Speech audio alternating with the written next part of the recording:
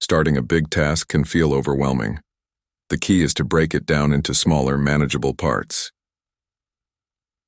Step 1. Understand the whole task. Take a moment to clearly define what needs to be done.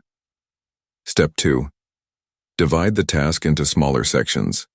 Think about the logical steps or stages involved. Step 3. Set specific goals for each smaller part. Make sure each goal is clear and achievable. Step 4. Prioritize the smaller tasks. Decide which parts need to be done first and which can wait. Step 5. Focus on one chunk at a time. Avoid multitasking to keep your attention sharp. Step 6. Use a checklist or planner. Mark off each completed part to track your progress. Step 7. Take breaks between chunks. Short rests help keep your energy and motivation high. Step 8. Review and adjust your plan as needed. Be flexible if something takes more or less time. Breaking big tasks into smaller pieces makes them less intimidating and easier to finish. Try this method with your next big project.